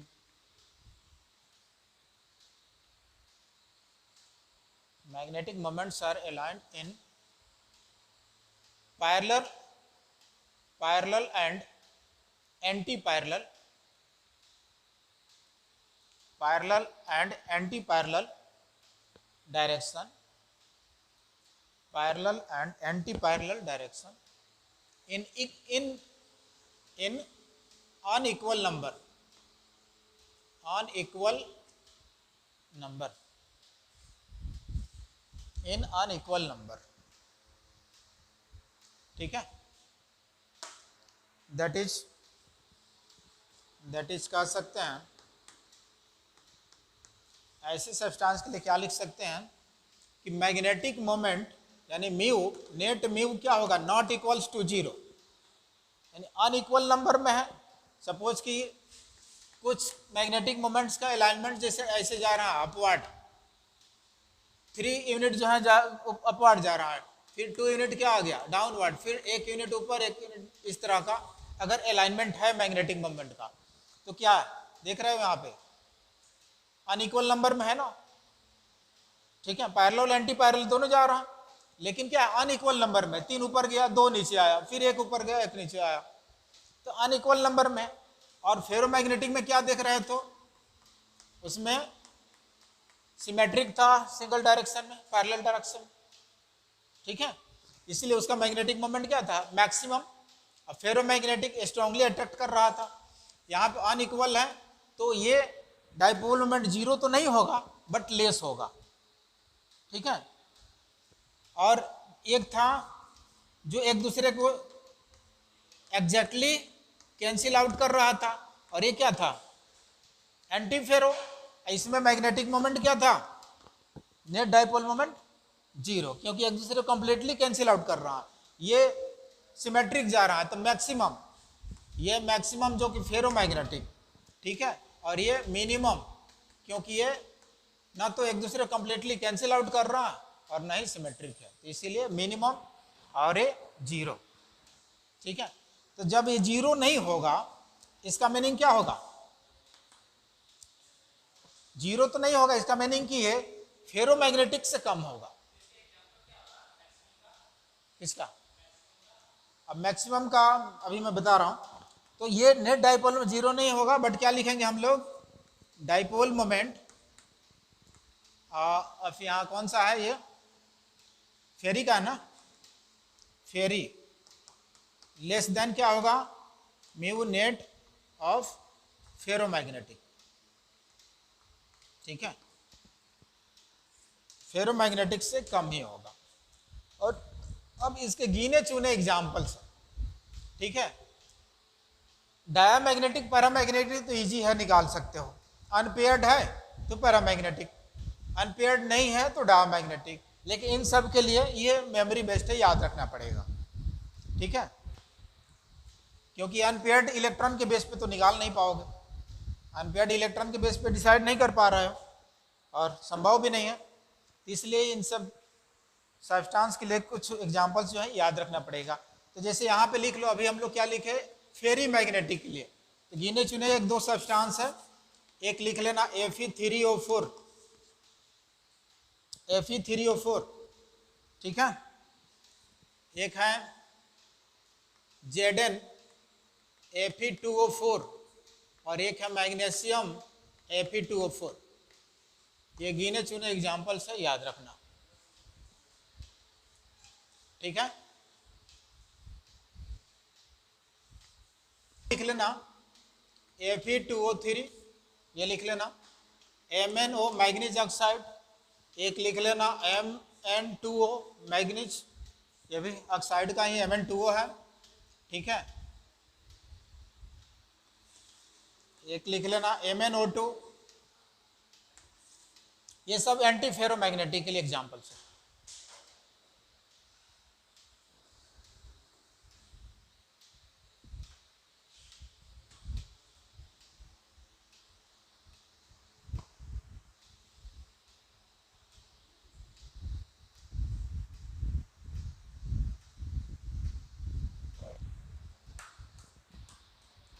कितना टाइम हो गया, 8:30।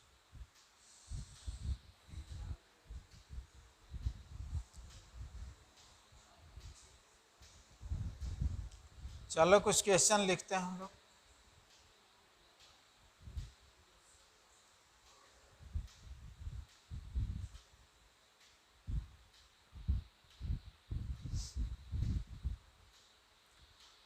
कुछ क्वेश्चन देख लें हम लोग। 8 वेरिएबल वैलेंसी वाले होते हैं, ऐसे उसका फिक्स नहीं है जो 8 ही होगा, और सबका फिक्स है। देखो यहाँ 1 to 4 तक के लिए फिक्स्ड है। जैसे फर्स्ट ग्रुप में कौन सा है, हाइड्रोजन, ये तो नॉन मेटल है, lithium, sodium, potassium, rubidium, caesium, francium, इन सब के लिए सब मेटल्स है। अल्कली मेटल्स है सबके लिए कितना, 1। सेकेंड ग्रुप वाले जितने हैं उन सब के लिए 2। सेकंड में कौन सा है, beryllium, magnesium, calcium, strontium, barium. Third में कौन सा है, Balganga, Indian Tilak, boron, aluminium, gallium, indium और टिटेनियम, ठीक है, तो उन सब के लिए 3। फोर्थ में कौन सा है, कार्बन, सिलिकॉन, जर्मेनियम, ठीक है, स्टेंटिन और पीबी, लेड, इन सब के लिए कितना, 4। लेकिन 4 से आगे बढ़ोगे तो वेरिएबल होता, अलग अलग होता। जैसे नाइट्रोजन का 5th ग्रुप में जाओगे 4 भी होता है, 3 भी होता है। फास्फोरस का 3 भी होगा, 5 भी होगा, ठीक है। अरे उसी पे तो डिपेंड करता है ना, वैलेंसी कंबाइनिंग कैपेसिटी होता है, valence electron outermost shell electron होता है, ठीक है। तो वैलेंस इलेक्ट्रॉन तो फिक्स्ड है खैर, लेकिन वैलेंसी तो वेरिएबल रहेगी ना, ठीक है। तो वैलेंस इलेक्ट्रॉन फिक्स रहेगा, तो वैलेंस इलेक्ट्रॉन टोटल कितना 8 आयरन का। लेकिन अगर वैलेंसी पूछ रहे हो तब तो अलग अलग होगा, उनकी फिक्स नहीं है वैलेंस। क्योंकि जैसे अभी मैं देखा आयरन का एक इसमें इसका कितना है 3, आयरन ये भी बनाता है, ठीक है, यानी +1 में भी करता है, एग्जिस्ट करता है, +2 में भी एग्जिस्ट करता है, +3 में भी करता है, वेरिएबल वैलेंसी वाले होते हैं, ठीक है। फास्फोरस भी बहुत सारे डिफरेंट डिफरेंट में करता है। चलो तो कुछ क्वेश्चन लिखो, देखो उसमें देखो अपना क्वेश्चन।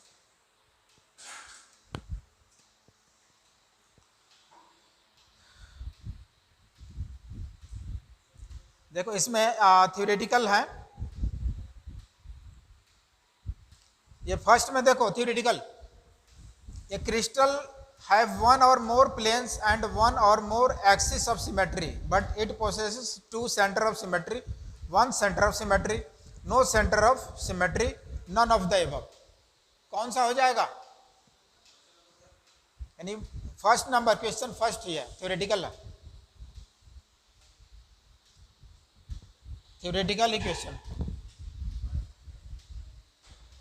हाँ 1 सेंटर ऑफ सिमेट्री अभी मैं बताया था, ठीक है, यानी कोई क्रिस्टल है तो बोल रहा है एक से ज्यादा एक्सिस ऑफ सिमेट्री हो सकता है और प्लेन ऑफ सिमेट्री भी हो सकता है, तो सेंटर ऑफ सिमेट्री कितना होगा, मैक्सिमम कितना 1। चलो दूसरा देखो तो सेकंड में क्या है, which of the following is are pseudo solid. Pseudo solid किस में होता है, एमरफस सॉलिड में, एमरफस सॉलिड को ही तो स्यूडो सॉलिड बोलते हैं। तो एमरफस में देखो कौन कौन सा आ जाएगा, कौन कौन सा, फर्स्ट में केसीएल दिया हुआ है, सेकंड दिया हुआ बेरियम क्लोराइड डाइहाइड्रेटेड, थर्ड में रबर, फोर्थ में solid cake left after distillation of coal tar, ठीक है। तो कोल टार भी कैसा है, किसमें, एमरफस। तो कौन कौन सा हो गया इसमें, फिर उसको पेयर करके दिया हुआ है, तो पहला होगा ए नंबर नहीं होगा, बी नंबर होगा नहीं होगा, तो सी नंबर में दिया हुआ थर्ड एंड फोर्थ हो जाएगा, ठीक है।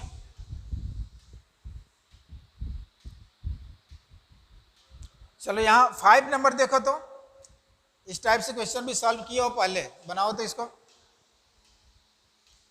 क्वेश्चन नंबर 5 इस टाइप से क्वेश्चन हम लोग सॉल्व कर चुके हैं।